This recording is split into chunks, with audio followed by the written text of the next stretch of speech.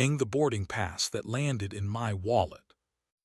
At 1:06 a.m., my phone woke itself like a guilty dog and slid a new card into my wallet. Boarding pass, gate B13, passenger, L. Rains. It pulsed once, a polite little rectangle with a barcode and a city I hadn't been invited to, Portland. The departure time was 6:25. The airline's blue logo looked undecided between kindness and delay. I didn't add it. Leela didn't share it. It found me because our phones think we're one animal, or because somewhere in the cloud a spreadsheet feels sorry for lovers who forgot to revoke permissions. Either way, the pass sat there, glowing like a confession in a foreign language. Beside me, Leela slept face down, hand under her cheek, the posture she uses when she wants to be forgiven in advance. We argued in the kitchen about the pan she refuses to let soak and the email I answered too late. We were performing a small war because neither of us wanted to fight the larger one. The summer was ending, and all the compromises we'd made to survive it had learned our address. I stared at the pass until the barcode blurred. My job trains me for this kind of night. I'm a systems analyst. I tell companies where their intentions leak. The leak tonight was into my pocket. I did what my clients do when they don't know what else to do. I took a screenshot. Then I tapped the tiny circle with 3 dots and the phone confessed where it got the pass. Added from shared mail, promotions. Promotions. The folder where persistence goes to die. At 1:14, I turned the brightness down and walked barefoot to the living room. The city outside was in its blue hour, the part where nothing decides what it will be in the morning. On the coffee table, the book Leela was pretending to read lay open to the same paragraph we've both admired and avoided. Love is stewardship, it said. Not possession, not performance. The difference is who you expect to applaud. At 1:28, I looked up the Portland flight, 2 a day, early and slightly less early. The gate matched the early one, 2 seats left, a third available for loyalty points. I felt like a villain and a child. Then I put the phone down and went back to bed and watched the ceiling audition for mercy. In the morning, the boarding pass looked less like a bomb and more like a task.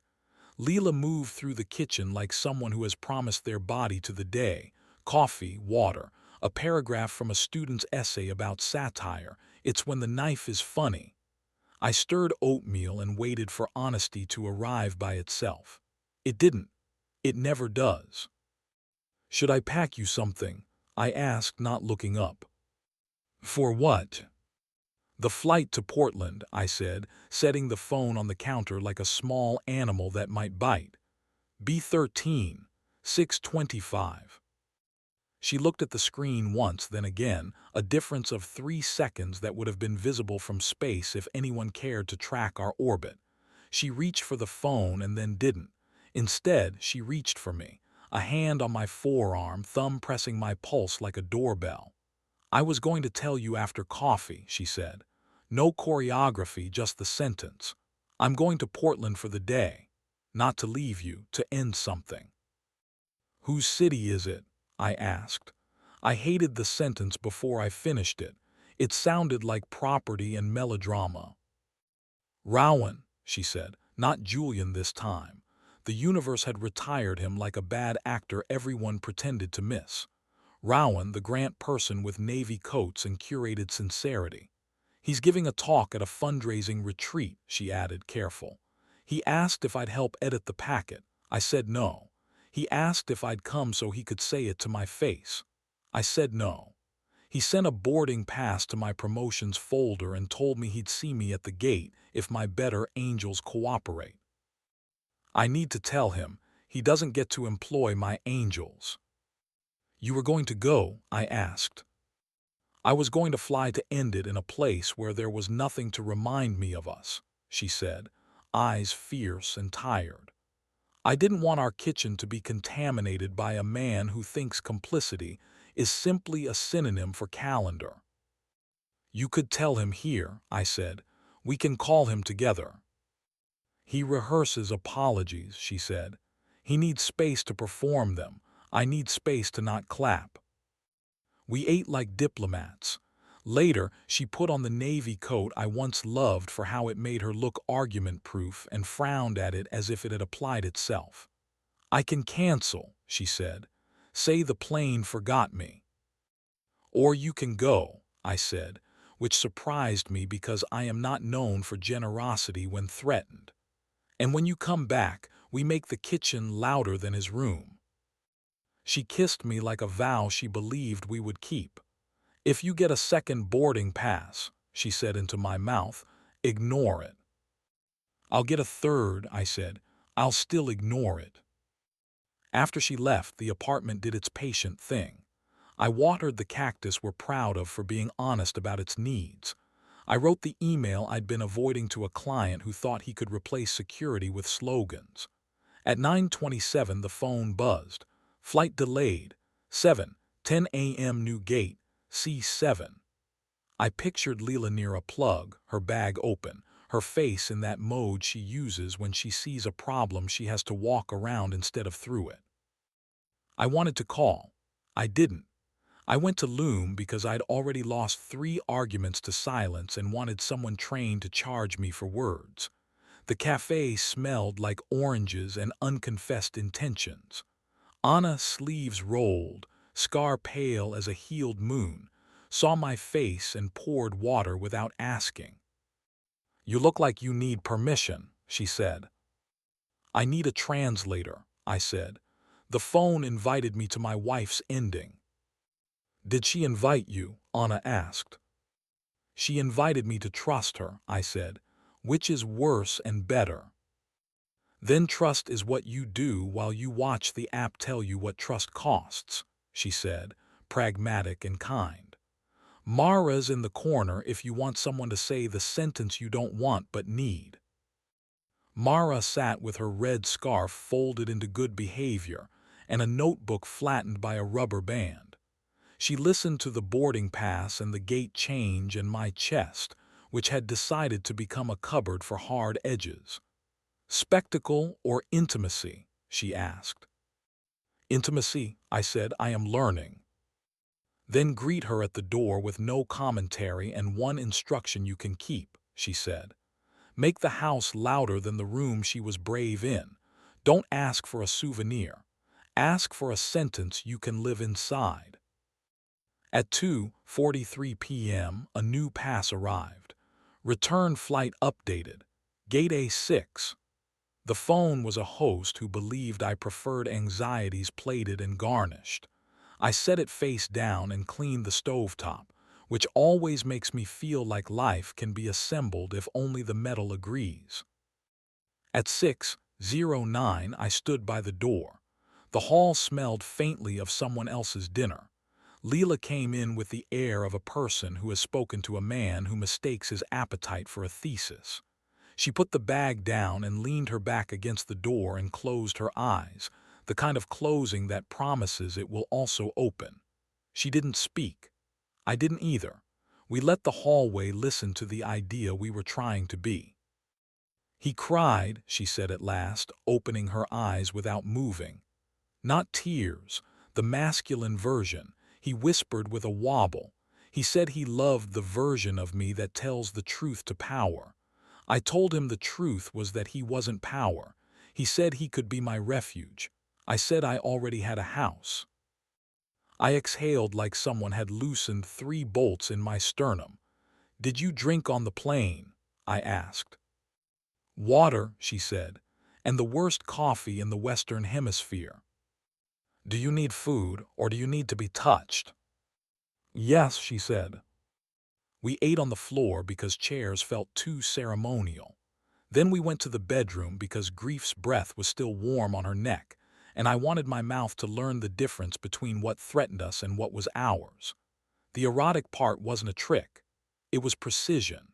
The way her fingers guided mine down the precise line of her waist with a patience that is the opposite of coy. The way my mouth found the hinge of her jaw and she said my name in the version that means keep. The way we asked small questions here, like this, more, and answered with breath. We laughed once because a sleeve stuck and she freed me with her teeth. We sighed once because everything else cooperated exactly as designed. Heat didn't rush us. It built like tide. We finished together because attention is a craft and we practice. Later, lying sweat-warm and less haunted, she said into the hollow below my collarbone, "I'm not pure. I went because I wanted to end something in a place where no one would mistake my certainty for melodrama. Also because a part of me wanted to be asked again." He did. I said no again. And then I let the stewardess call me love when she handed me water because I was tired of choosing a pronoun. "I'm not pure either," I said. I watched the gates without permission. I wanted the car to break down on the way to the plane. I wanted him to have a small, humiliating cough. "As long as it wasn't on the coffee," she said. And we both laughed because we are adults who know when our cruelty is petty enough to be adorable. "Rules," I said, "tools, not bars." She rolled onto her side and faced me, hair a dark river across her shoulder.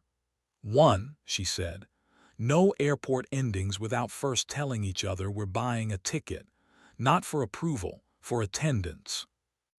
"Two," I said, "phones are not invited to intimacy. If the cloud learns something, it waits outside until we open the door." "Three," she said, "novelty is a chore. Your weeks, wrong hour for the right thing. My weeks, move the furniture until the room has to remember us." "Four," I said, "if we miss the wrong life, we say it out loud and then do three stupid ordinary things until we can trust our mouths again." We did them then on principle.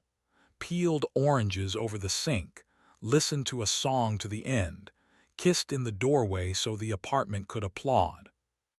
2 days later, an envelope arrived with the same gold logo as the boarding pass. A "thank you for your loyalty" card with our names embossed, and an invitation to a lounge we couldn't afford to love.